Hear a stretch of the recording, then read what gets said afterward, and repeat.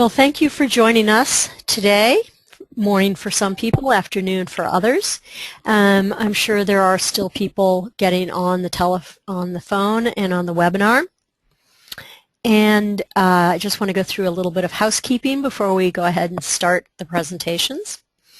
Right now, everyone is muted except for the panelists. We will be taking questions at the end of the presentation. But you can submit questions at any point during the presentation by just typing into the chat window that's on the right side of your screen. And if you don't see the question box on the right side of your screen, just click the little orange arrow in the top right and the chat box will appear. And then we can go ahead and take the questions at the very end of the presentation. We'll have time for questions, so don't worry that we don't answer it right away. Now, we are recording this webinar, so you will be able to access the information afterwards or pass it on to others. I've looked at the slides. There's quite a bit of text on some of these. There's a lot of websites. There's charts and things like that. So don't worry, we will have these slides up on our website and also a recording. We should have the webinar up on our website by, let's say, tomorrow afternoon. Usually we get it up the same day, but I don't want people looking for it if it's not up there right away. Now, I do want to make a little introduction to SSTI.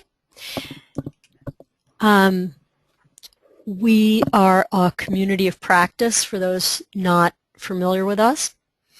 You can find more information about SSTI on our website, which is ssti.us.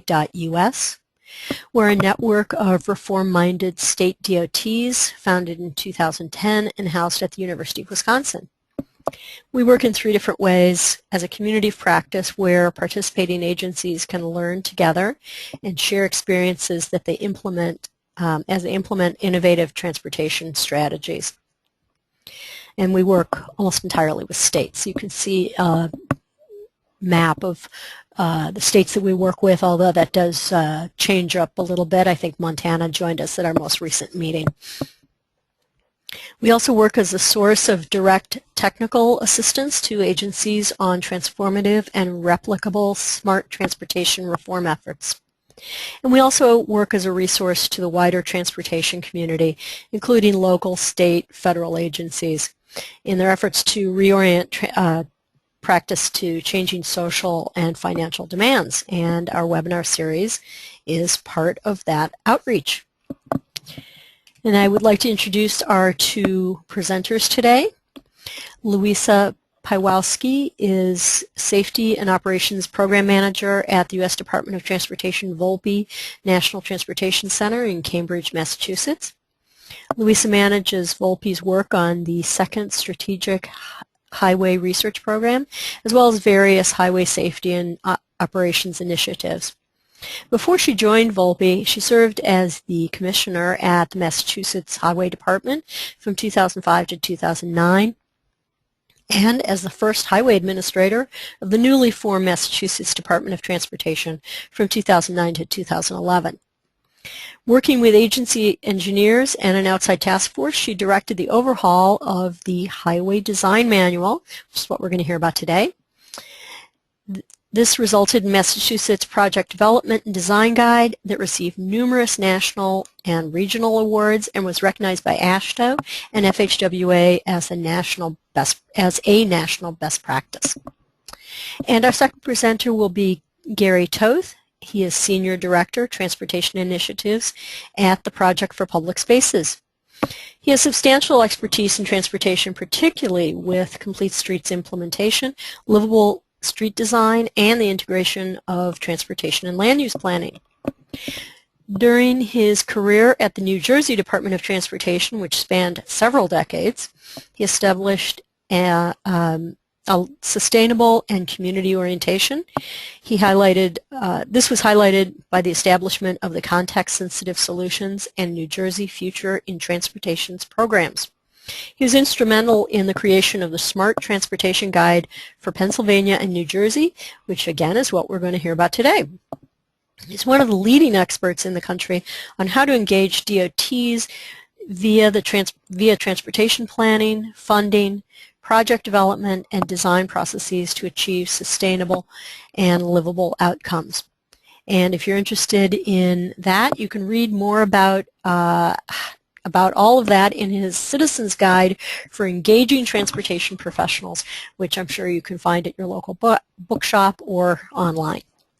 So with that, I am going to turn this over to our presenters, and we will go ahead and give it to Louisa first. Oops. Louisa, thank you. Thank you. And can I start changing the... You can. Just click on the slide and you should be able to change it. Okay.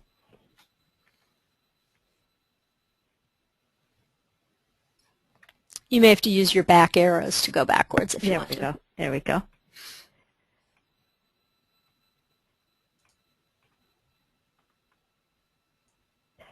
Hi, everybody. Thank you for your patience as I've figured out these slides, and I'm especially glad to be here today because in 22 years at a state DOT, I really learned one thing is how much we learn from each other and how much we were always tinkering and changing and trying to get better. Last week I was in California with Gary, working with Caltrans officials, and we learned a lot from them. I hope they learned some things from us, and I expect we'll learn from you too today as a result of your questions, and hope that we can be helpful to you. I'm going to talk, first of all, what Massachusetts was like. I'm going to talk to you about the process of overhauling our design guide. We went from a standard and very traditional highway design manual to what you see here. The cover is the Massachusetts Highway Department, now part of MassDOT. We changed the name to Project Development and Design Guide. We felt that manual was not reflecting the values that went into it, and we said repeatedly to our own staff, the engineers and planners using it, as well as to consultants, contractors, and cities and towns, that it was a toolbox, not a recipe book. And so we deliberately chose the word design guide, and I'll talk a little bit more about the project development aspects of it as I get into my presentation. So where we were was not in a good place in the late 1990s and early 2000s. We were having lots of disputes with communities. In Massachusetts, we don't have very strong counties. In fact, they perform very limited functions. It's really a home rule state where power and authority is divided between municipal governments and the state government. So many of our project proponents were cities and towns. They were running up, head up against our design manual, which was pretty stern about requiring 12-foot lanes and 8-foot shoulders, and when cities and towns would point out to us that that might not be the most appropriate fit in a town center with a church and a town common and stone walls and maybe some other natural resources, our answer was to send them back and say, these are our standards, you have to follow them, or go through a fairly lengthy and complicated design exception process, which was not transparent at all, and which gave everybody a headache, resulting in a large backlog. So there was significant frustration with us. The designs that we were insisting on were perceived very frequently to be inappropriate for the community or natural or cultural setting in which they were located. We were perceived not to be responsive, and I can tell you that's true. I was there. We were not especially responsive to local concerns or local issues, and we were not placing enough emphasis on the non-vehicular users of the road. We were really taking an old-time highway approach dating back to the 50s and probably earlier of moving vehicles as quickly as possible from point A to point B without considering the bicyclists, pedestrians, people using wheelchairs, people of differing abilities and ages also using our state highway system. The result was, as I mentioned, a significant highway design exception backlog and a real sapping of public support for our agency. I'm going to show you some pictures that will show the Massachusetts context. They're coming into play right here. This is an old picture in the town of Brookline, leading right into Boston, just outside of Boston. These are some of the features that we were up against. Also up here on the top right is the city of Salem, Massachusetts, a very historic town. And this is a town in western Massachusetts in the Franklin region. You can see some of the features of these historic settings with buildings right up against the sidewalk or right up against the roadway, cobbled or brick sidewalks, trees, grass, natural resources. This is just part of the historic context. You can see we have a number of small town centers, and I'm not saying Massachusetts is unique in this aspect. I know many states have town centers and historic resources as well as some of the other contexts that I'll show you, but I wanted to show you some of the challenges that we were facing in trying to hold fast to this traditional highway design in the light of the constraints imposed by the town centers and the historic and cultural resources as well. As you can see, many of the issues we're coming up against involved parking, whether it be angle or perpendicular, businesses right up against the roadway, very little room to maneuver, add bike lanes, widen sidewalks, and keep that 12-foot lane that we were holding so close. Massachusetts is, of course, a coastal state, and that brings in a whole new set of regulations and requirements about building near the water and other marine and coastal resources that needed protection, including wildlife. Our system of roadways is very old. We were one of the earliest settled states, and the roadway system we have was not built to modern standards, and trying to retrofit modern standards onto an old system presented many challenges for us. This is also part of our context. I think many people, when they think of Massachusetts, they think of Boston. I'm going to show you some of the transportation constraints there, but this is major parts of Massachusetts are rural, and this is in Berkshire County and Franklin region, where we have narrow roads surrounded on both sides by forests and other wetland resources. Here we have downtown Boston. You see Faneuil Hall, Quincy Marketplace on the right. Very congested downtown Boston with the old State House building that's more than 250 years old, sitting right smack dab in the middle of it. And so we had constraints in Boston just as well as we did in the rural areas as well. But as you can see, they were dealing with major traffic volumes, so you did need the capacity to move traffic from point A to point B. But as you can see on these top two slides, we had significant and very real constraints on adding that capacity, or at least in the traditional way. So what we did when we were facing these problems, we had a new governor coming in, new secretary, and they were insisting that we find a way to accommodate the concerns of the municipal governments and many of the advocacy groups who were finding us to be somewhat intransigent and inflexible. So we decided that we were going to open up our design manual. We didn't know how far it was going to go. We took a chance. We knew that we had to make significant changes. We didn't realize at the beginning that we were going to end up completely demolishing it and putting it back together, but we did know that we needed to bring in outside, fresh voices.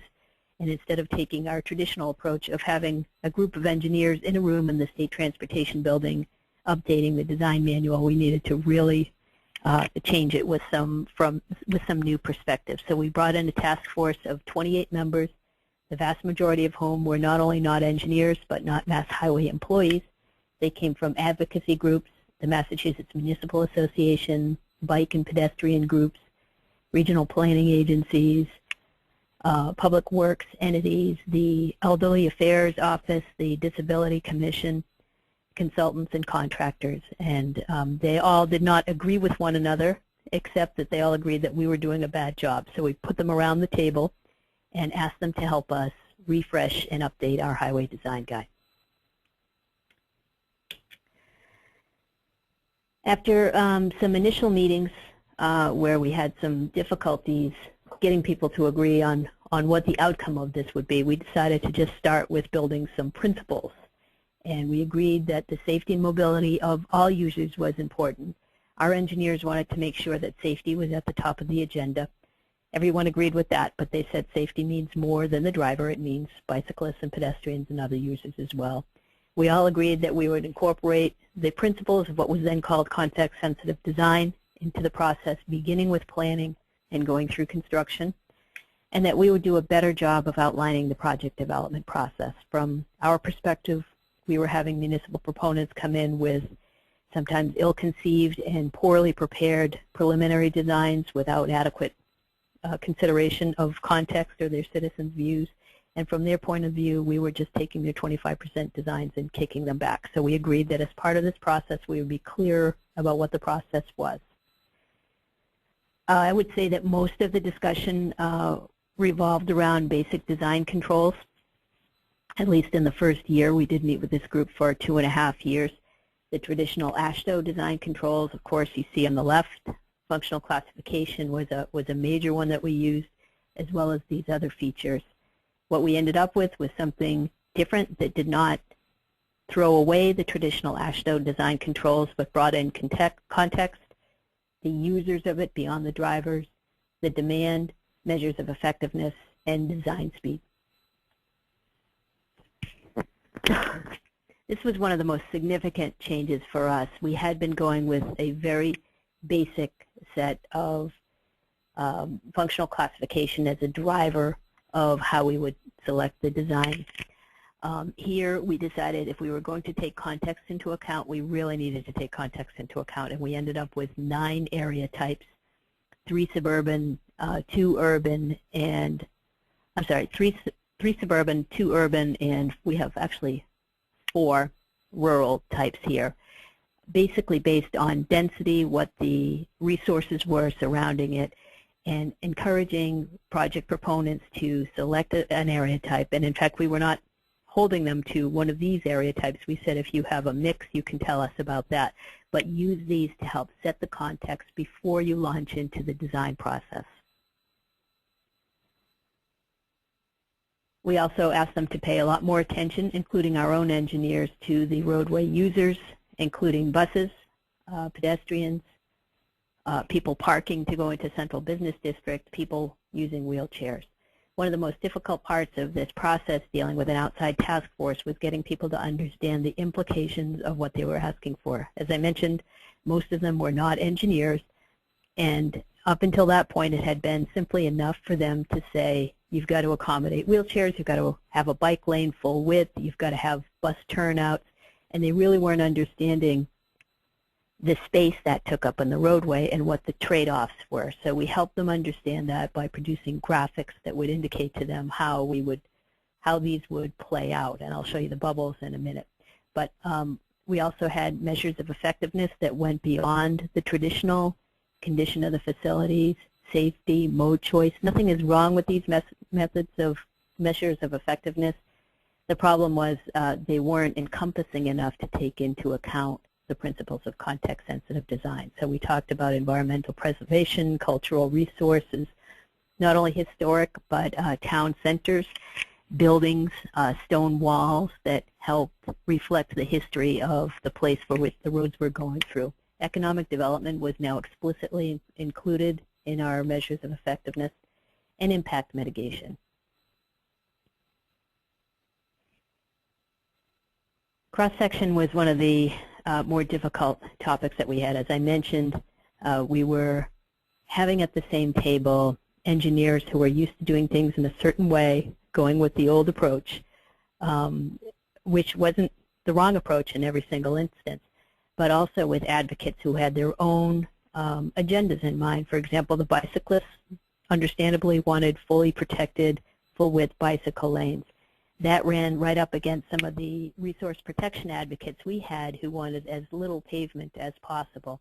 And it was up to us during this process, which was chaired by an outside non-Mass Highway employee, to help them understand both the implications and the impacts of the decisions that they made, and to stress to the advocates as well as to our own engineers that there wasn't a single answer for every context, and there couldn't be a one-size-fits-all design, either from the bicyclist point of view, pedestrian point of view, or the driver's point of view. It was always going to be a matter of balancing interests in a constrained environment.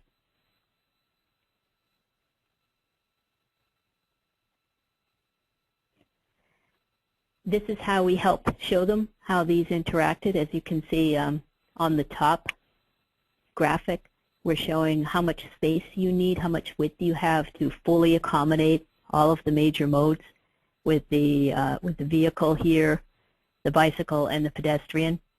That is a relatively rare occurrence in a densely settled state like Massachusetts, where the road system is old and we have constrained width.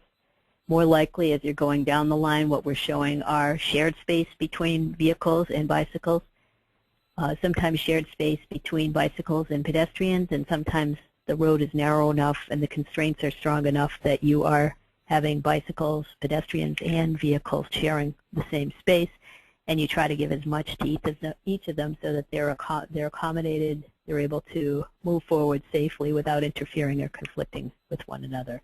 But this turned out to be a very helpful graphic to help people understand that advocating solely for the mode that they were representing wasn't sufficient in this kind of environment, that there simply was not enough room to accommodate all of the choices. So here's where the trade-offs came.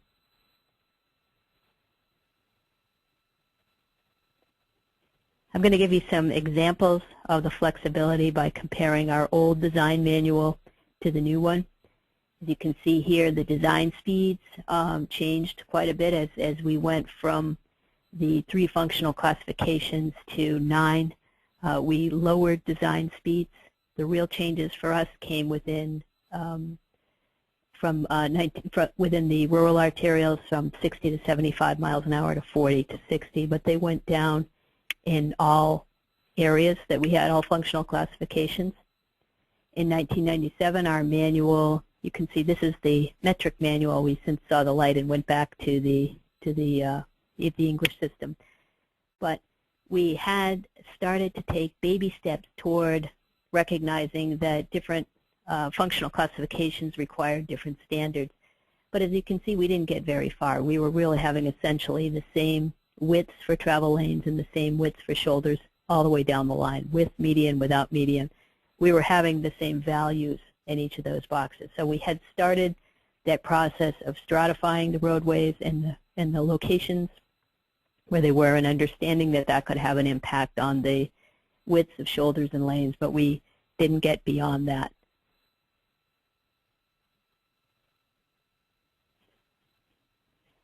These are the current ranges of acceptable road widths. I'll show you them in total in a minute. But as you can see, one of the most significant changes we made, instead of having the solo numbers, as you just saw on the previous slide, where you had one value for the acceptable width, we had ranges of values. So you can see here for shoulders, we have values of 10 to 12 feet, 4 to 12 feet on arterials. If you go down to the box below, you're seeing that, well, on freeways, we had not changed the values. Those are 12-foot lanes. That's the standard. There was an exception process for below that. But on arterials, collectors, and local roads, we have a range. We have a little bit of flexibility there. Arterials, not a ton of flexibility. You have a foot before you're into the design exception process, but that foot meant a lot to a lot of cities and towns that were interacting with us. Collectors, a little bit more. You have 2 feet to play with there, and local roads, 9 to 12. In many cases, those roads were not owned by the Massachusetts Highway Department, so they got more leeway on the design widths within reason. And this is how it played out. In 1997, if you had an arterial and you were going to be working with us using state or federal funding, the standard was 40 feet. That's a pretty wide road in rural towns or going through historic districts or town centers. The minimum width before the design exception process kicked in was 30 feet, so that's a very significant reduction in width requirements, almost entirely due to the shoulder and a lane width flexibility that we're now able to show. On collectors, it went even more dramatically, lower from 40 feet to 28 feet. Now you can see speed comes into play and traffic volumes come into play too. We did have some guidelines. We were not saying anything goes on the highway design front, but we did continue to issue guidance. But as you can see, the impact of lane by lane shoulder width reductions really had an impact on the overall width of the roadways.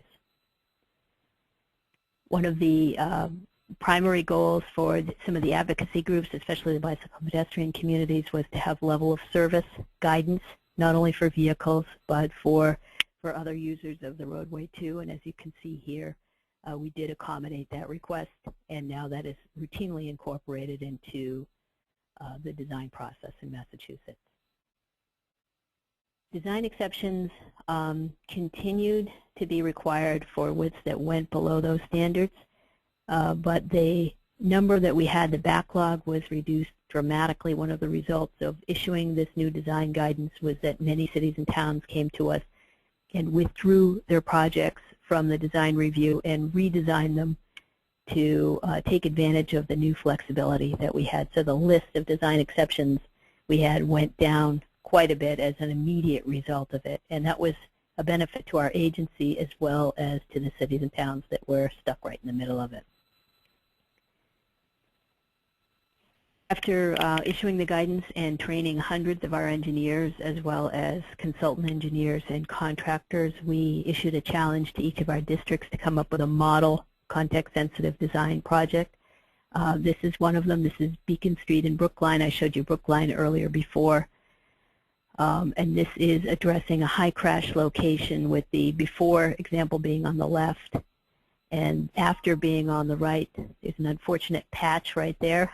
Contractor was in there for some utility work, but the benefit here is you can see that we dropped the lane. We took advantage of the additional width to allow people from the angle parking to back out and have a textured rumble strip right there, so that they could understand where the travel lane began and where their maneuverability ended. And we were able to have bicycle and pedestrian accommodation there where we didn't before. So we had 3 travel lanes dropped down to 2. It did have an impact on congestion. It wasn't Armageddon as some people feared it would be. There was a slight increase in congestion, but there was a dramatic improvement in safety and accommodation of other modes besides the motor vehicle. We felt it was a successful launch of the design guide. It put us in a much better position. Our engineers felt much better about themselves. They said to me frequently they were finally allowed to be engineers, meaning creative problem solvers, instead of going to the cookbook and checking off 12-foot lanes and 8-foot shoulders. It was very well received within our own agency after some initial resistance, and cities and towns were very favorable for it, toward it. And one unanticipated benefit was that the advocacy groups that had been quite critical of us in the past became our allies in many other projects. Controversies always arise with state DOTs, and we found that we had built enough credibility with them through this design process that they became our allies in many instances, whereas prior to that they would have gone back to their traditional positions of taking an adversarial approach. That was beneficial for us as an agency in terms of public support, also reducing delays and costs, Unmuted. and in the end, designing better projects. So that's my presentation. Thank you. Well, thank you, Louisa. And I'm going to go ahead and give presentation control over to Gary. And I just want to remind everyone that we will have questions at the end of the presentation, but you can type your questions in the box on the right if you are interested. Also, just a reminder for those who might have joined us late that we will have this presentation, both the slides and a recording, up on our website probably by the end of today, but definitely tomorrow. So I know we get that question a lot. All right, thank you, Gary. And let's go on to you. Okay. Muted. I'm Gary Toth. I worked 34 years at the New Jersey Department of Transportation. And our story sounds similar to Louisa's story up in Massachusetts. We ended up hitting the wall and decided to move forward. And we kept track of what they were doing up there. A number of us that were finding ourselves in the same situation and seeking new solutions communicated with each other through an ASHTO task force on context-sensitive solutions. And so we were happy to see that Massachusetts took the dive about a year or two before we published our Smart Transportation Guide, because we were waiting to see whether or not the building would just crumble at the foundation and aliens would come take them away for trying to become community friendly. And when they still existed, we had the courage to move forward with our Smart Transportation Guide.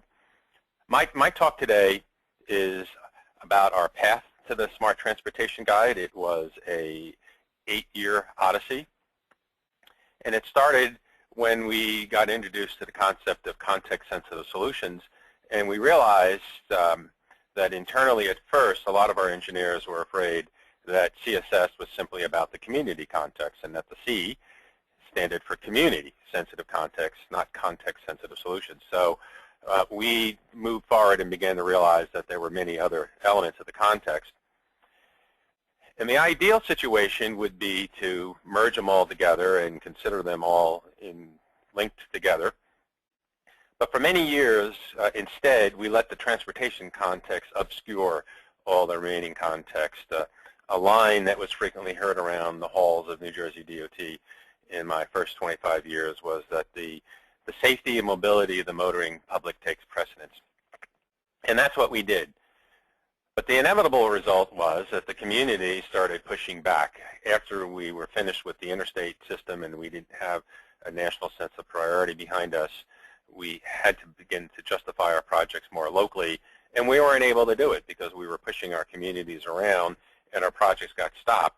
So we had to do an introspective process. We had to just take a hard look at what we were doing, and we realized that we were increasingly ineffective. It was an understatement to say that we had many disgruntled communities, that we weren't really doing our commerce any good, that we didn't consider environment as part of the project. It was just something to be mitigated after the fact, and we just couldn't get anything built anymore. So what went wrong? We had such a narrow project focus that we lost our focus on our customers. In fact, in my career there from 1973 until the era of context-sensitive solutions, we didn't have a real customer focus. And so our people were not engaged. They felt like they didn't matter, and it just wasn't working. So ultimately, we went to context-sensitive solutions. Now, this was not a short process. This took 7 or 8 years, and we followed the lead of a lot of other states. We just didn't want to deliver a top-down driven directive to our staff and our engineers to change the way we're doing things. We followed the lead of states like Maryland and Florida and Massachusetts, and we engaged ourselves and our community members in an across-the-board process to do that introspection that I talked about a few slides earlier, and to take a look not just on what we were doing bad, but to also take a look at what we were doing well, because we didn't want to throw away the good stuff. We divided into a number of subgroups. Those subgroups included policy, procedures, community outreach, training, and education. And on each and every one of them, the context-sensitive solutions was one of the keys. And an important part about context-sensitive solutions is that a lot of people don't realize that it's not just about flexible designs, but it's also about the process that you go through of engaging your customers and deciding what's a context-sensitive solution, and even in defining the problem in the first place. And you could see that in our guide, and I know in the Massachusetts guide there's a whole chapter on process and realigning how both agencies went about the process of engaging its customers. So this led to the Smart Transportation Guidebook. It came out of mostly the desire for flexible design, but partially out of what is that procedures and process for good community involvement. It originally was called the Context-Sensitive Solutions for Pennsylvania and New Jersey, but as we got halfway through the process, we started talking about other issues like integrating transportation and land use and corridor studies and use of local grid, and we decided to come up with a new name, aka the Smart Transportation Guidebook. We outlined a number of principles up front. I like that first one underneath before I go into the 6. And it was with the overarching theme that both states realized that the desire to go through a place must be balanced with the desire to go to a place, and that in New Jersey and in Pennsylvania, our cities were our economic engines. They were creating multiples higher of the economic return in our state than other areas, and we had to make sure that we built communities through transportation instead of building transportation through communities. So the 6, I'm not going to read all of the 6 bullets, but I'm sure you can read them for yourselves. But a lot of it, as you can see, is it's all about tailoring solutions, tailoring the approach, the multimodal, collaboration with communities, and not overdoing what we were trying to build.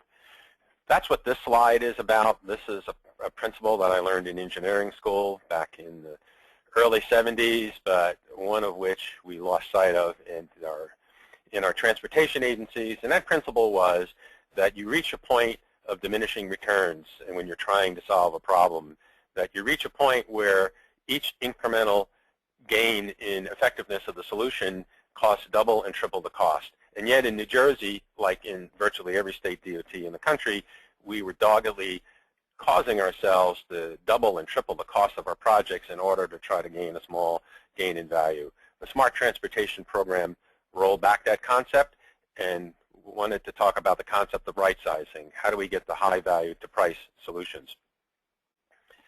We gave ourselves permission to look outside of our own right-of-way. Maryland originally in 1998 talked about thinking beyond the pavement, and we started thinking beyond our own system, realizing that to a large extent a lot of the congestion and then the need to widen our roads into unlivable solutions for our communities was occurring because since World War II, our practice of getting away from connected networks and having disconnected streets and began to dump all the traffic on our big roads, and we were faced with two bad choices, one of which is living with the congestion or coming up with a solution that was insensitive to context. So the Smart Transportation Guide is all about looking for a network of solutions, not just one big one. We talked about finding solutions similar, sensitive to the context. This, in a way, parallels what Massachusetts did. They came up with 9 different street types. We came up with a matrix where on the one side we didn't forget about the transportation context. We defined what its role was in the state highway system and in the entire state system.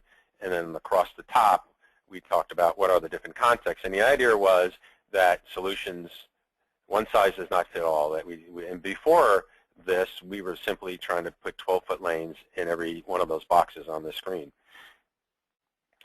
We didn't just leave it up to judgment and to fight over every time what was the context. We actually came up with a definition of how you can define the place context, and this was based a lot on the transect work that a lot of the new urbanists use. We also defined the roadway context. This was important. In our early days of context-sensitive solutions implementation, we were getting a lot of pushback from our engineers because they feared that we weren't thinking about the transportation context. So we came up with this whole idea of how sensitive and how flexible we were going to be in designing a solution was based on the role in the state highway system. And in New Jersey, and I'm sure it was the same in Massachusetts, and I know it's the same in a lot of other states, a lot of our roads, even though we had custody of them, were functioning more like local roads. So you can see down here that even on the state highway system, we had roads that were functioning as main streets, neighborhood collectors. New Jersey does not have custody over the local roads, but nonetheless, recognizing, like Massachusetts did, that a lot of our customers and communities were going to be using our guidance, we incorporated some guidance in for them. Here's an example then of, after all of that work, how we began to come up with different standards and different philosophies for the different roadway contexts. This is in the case of a regional arterial, but you can even see in a road of regional significance in the urban core, we would be willing to go down to 10-foot lanes, whereas in the more rural areas, it was more like 11 to 12. And you can go on in the table, and if you're more interested in these tables, they're in the Smart Transportation Guide that you can find online at the link that I had included earlier. So for the community collector, obviously the values begin to go down even more. And here's some examples for a community arterial. We gave ourselves permission to not only to go beyond, to get out of the box, or as Louisa said last week in a way that I like, to expand our box. And our box got expanded from simply widening, and making things straighter and faster to a whole series and range of solutions for solving mainline congestion. And it's amazing how much easier it was to begin to accomplish this, solving both congestion problems and safety problems, and then coming up with context-sensitive solutions when we gave ourselves permission to go off our system and to bring in the community as partners. We talked about level of service, and we realized in New Jersey that we were fighting a losing battle trying to achieve level of service D during the peak hour. In order to do that, oftentimes the property acquisition cost of our projects exceeded the actual construction costs. And there was one case where we had calculated that in order to buy and demolish the buildings that we needed to widen the roadway, we wouldn't have to widen the roadway anymore because the traffic would be gone. So we gave ourselves permission to abandon the idea that we had to follow level of service D for 25 years into the future, and that we could have a multimodal solution. And we were buoyed by the fact that we were backed up by the Highway Capacity Manual, which is the origin of the level of service concept, and then it pointed out that it was really just a series of guidelines. We also then began to think about the fact that we couldn't just set design speeds and try to make things wider, straighter, and faster, that sometimes in order to fit something into the context that we actually had to slow traffic down, but do it in a way that still represented sound engineering. We offered our engineers in both states a palette of solutions on how you can actually begin to incorporate features that impact operating speed. And we began to talk about how we could align design, posted, and target speeds in different ways for different kinds of streets.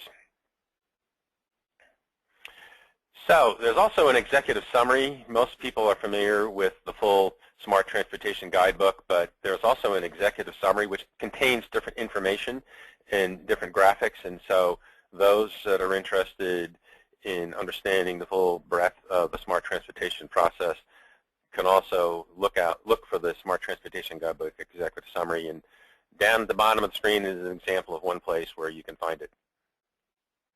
So, okay, I guess we're turning this back to Robbie and Mary to take questions. Unmuted. Well, thank you very much, Gary and Louisa, and I think this was something a lot of people are going to be able to go back to the slides and get some of those websites and some of those charts. There's a lot to think about, and I think I've already gotten a couple comments via email that there are people who'd like to pass this on to some of their state DOTs and get them to adopt some similar policies. And I do want to remind people that we can, you can type questions into the chat box. Louisa and Gary have got a wealth of information, so I'm hoping that we'll have some good questions, and please go ahead and type those into the chat box if you have them. So I do have one that maybe I'll just start off with, and both Louisa and Gary, you can answer this. Now that you've had this in place for a while, are you still getting pushback from what entities, or do people still think that maybe you've made the wrong choices? What kind of reaction are you getting after this has been implemented for a while?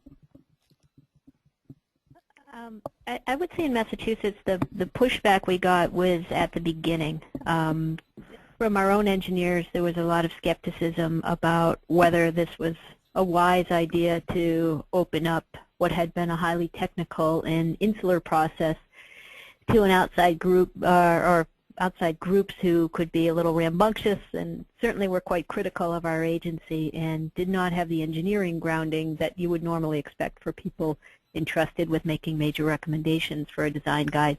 And they also felt that we were already sufficiently flexible, that we followed the Green Book, and that the flexibility was all right there in the manual and people just weren't taking advantage of it.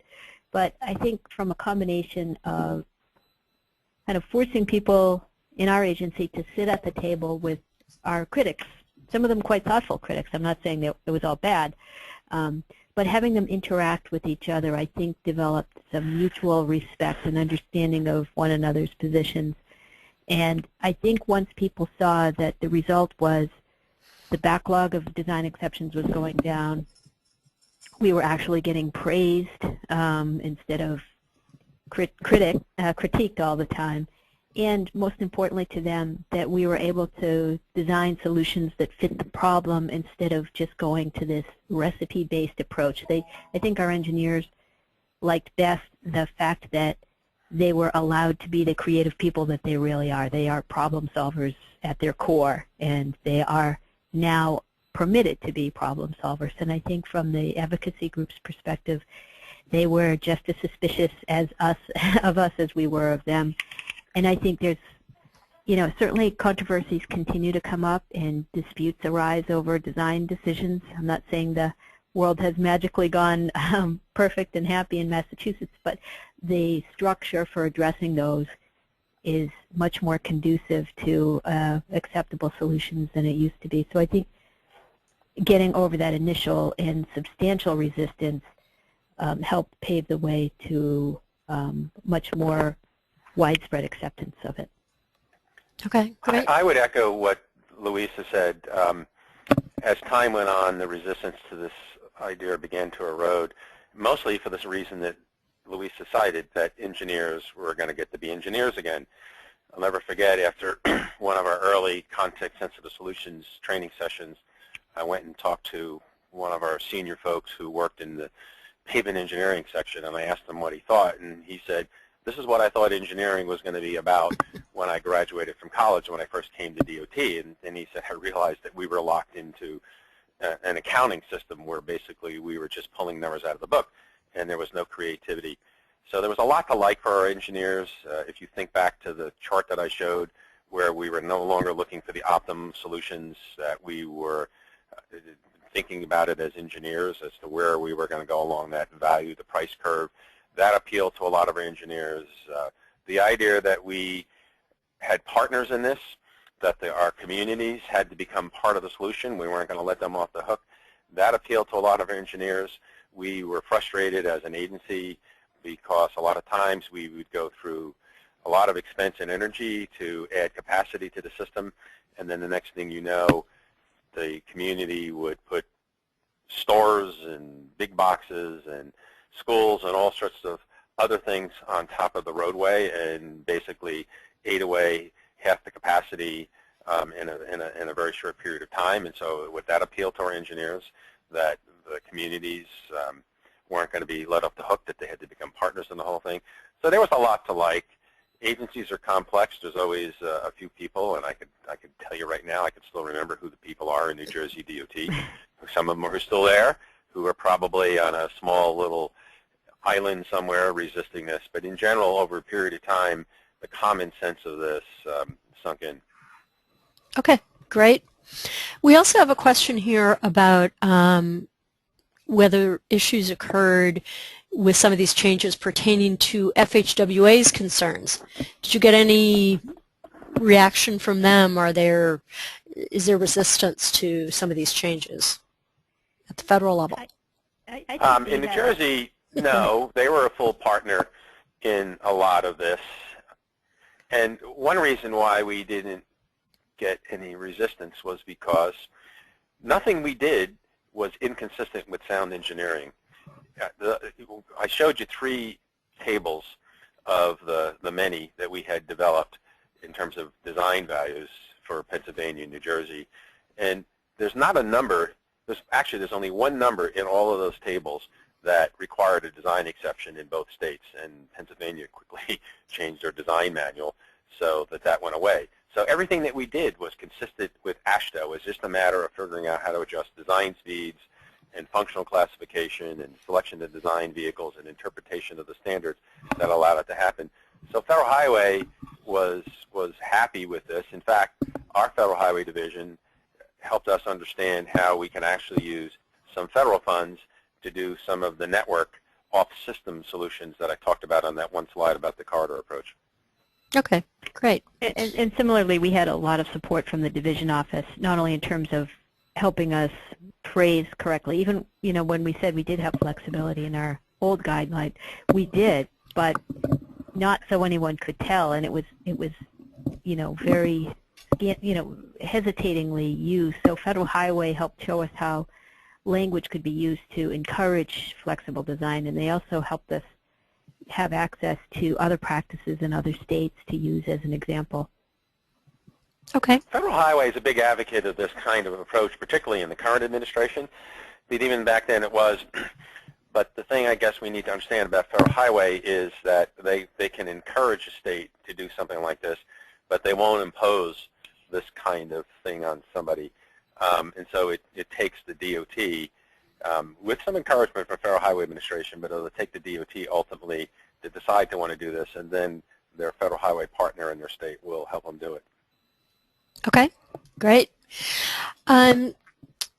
So someone else asked, what sense is there of the extent to which the guides have actually affected outcomes? Do you think, and do you think there are additional steps needed? Well, the outcome I mentioned on the design exception backlog was the most obvious one, but I think now, years later as projects are coming in, it's much more likely that the projects, first of all, will go in with much less controversy, because we won't even look at a preliminary design unless the proponent has gone through public meetings and talked to the conservation commissions and historical commissions. But the actual projects are coming out better. We've been able to document a lot of projects that, had they gone in under the old design requirements, probably would be still haggling right now. But they came out looking beautiful with 10-foot lanes, 11-foot lanes, reduced shoulders or additional bike paths.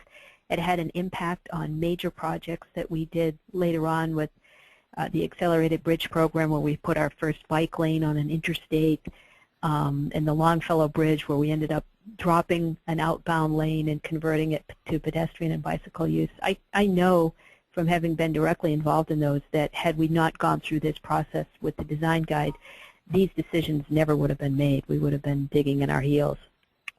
Okay. Someone just wanted your comment on using level of service as the be-all and end-all of transportation metrics. It's still used a lot, and of course changing the roadway design can affect level of service, and I think they just want to comment on your feeling of whether we're ever going to be able to get away from using level of service as the #1 transportation metric. I think that we can and we must get away from using level of service as the sole criteria for measuring highway success or any transportation investment success. Using one indicator of something that is as complex as building a roadway in our communities, using only one indicator to judge the success is like simply taking your blood pressure and then determining you're healthy in spite of there may be 20 other indicators telling you that your body is amiss. And it's the same thing with transportation. We had a webinar. The Project for Public Spaces hosts the Federal Highway Administration's Context Sensitive Solutions Clearinghouse. And we actually had a webinar on July 23rd where Federal Highway came on and said the level of service is just one of many different performance metrics that you need to measure the success of a project. So, and on that webinar, we also had Al Beeler, who was the Secretary of PennDOT during the Smart Transportation Program, talk about how the Smart Transportation process puts in many other measures of success. And then we had Peter Hurley from the City of Portland, who has developed a really cool program out there called the Sustainable Transportation and Access Rating System, which again thinks of things far more globally. When we were in California, Louisa and I were talking to Caltrans, and they are moving away from level of service and moving more towards VMT, vehicle miles traveled, which is a step in the right direction. Perhaps they need to think more globally, but still in California they're moving away from level of service. So it's a good concept for building freeways and sizing interstates in the 50s, 60s, and 70s. It's just one of many concepts that needs to be used to decide on an investment in our communities. Okay. So I'm not sure if either of you can answer this one, but one person just wanted to know how much it costs to develop the guidebooks. Well, in New Jersey, we chipped in with Pennsylvania. We developed the Smart Transportation Guidebook, and we had our MPO, the Delaware Valley Regional Planning Commission, which branches both states, was our coordinator. And so we each chipped in about $400,000 each state to actually develop the guide. Now that doesn't account for staff time. We put a lot of staff time in, and my guess is that each state probably put in about $100,000 worth of staff time in there. So consultant cost, coordination cost, printing cost, travel cost was about $800,000, and my guess is it's probably going to round up to about $1 million when you put in when you talk about the staff time. But our return on investment for that was extraordinary. Simply giving ourselves permission not to build the optimum solution probably saved us 100 times that in the succeeding 5 to 10 years. Great point. Louisa, do you know? Yeah, it's been a while, but I would say the main cost, since it was an all-volunteer task force, was staff time, and we hired a consultant to participate in the meetings and put together the design guide. And that, I think that ran into the hundreds of thousands. And then we did a training, which was fairly inexpensive since we did it through the University of Massachusetts. So it was under $1 million, and I would say it repaid itself many, many times over with a reduction in delays in advancing these projects. Great. That cost has to be put in perspective, though, because both states reached the point where we realized our programs were unsuccessful. And in New Jersey, we just weren't getting much done. And so it was something that we had to do. It's almost like if you reach the age of 55 in your career and all of a sudden your skills, you can no longer get employed with your skills, you have to make the investment to go back to school and learn something new to adapt in order to be successful. And that was the case in New Jersey and in Pennsylvania. Mm-hmm. Well, it's a great example of an initial investment really paying off in the long run by changing how things are done. So we did have someone asking about whether these new designs have been able to accommodate freight. Specifically, she said, can you accommodate all users, but especially freight? Has that become an issue? That was an excellent point brought up in our process. That was an excellent question too. And our assistant chief engineer, Tom DiPaolo, once stood up in front of a group of very frustrated advocates who were pushing for narrower travel lanes to accommodate bicycles, pedestrians, sidewalks, the rest of it. And he asked them to imagine driving in a car and driving in a very straight line, never swaying 1 inch. And he said the impossibility of that, then multiply it by somebody driving a tractor trailer and consider what it takes for them to maneuver a turn. And that's why you need to accommodate with lane width the largest vehicles on the road as well as bicycles and pedestrians. And I think that is an issue that should continue to be brought up as other states are considering design guidances. As freight movement is critical and cannot be left behind. But that's why you'll see in both guidebooks the most narrow lanes of 10 feet on the state highway system, and I saw 9 feet on local roads, but the most narrow lanes of 10 feet are reserved for slow speed environments and in general places where the road is relatively straight, like downtowns and village centers. And as you go down up the scale to our rural highways, where the vehicles are traveling faster, we need a little more margin of error. Okay, great. Well, I know that I'm going to have one more question here, but I know that Louisa has to jump off pretty quickly. But I'm going to give one more question, and that is, do either of you have examples or areas where these changes don't go far enough and there isn't enough flexibility in the guidelines to really accommodate the community or to put in what's appropriate for that community? Do you need more flexibility? I think we, at the risk of sounding like one of the engineers who told this to me before we changed the design guide, I do think we have sufficient flexibility in the guidebook, but I do know that we deliberately, we did it in the days of paper rather than electronic, and now it's electronic, but we deliberately designed it as easily changed. I think you're always going to have new information in the transportation world and new approaches, so I think any design guide should be developed with the assumption that there will be changes in the future. I'm not aware of anything where it's insufficiently flexible, but somebody could find that up, and I think the agency is poised to make changes as they go along.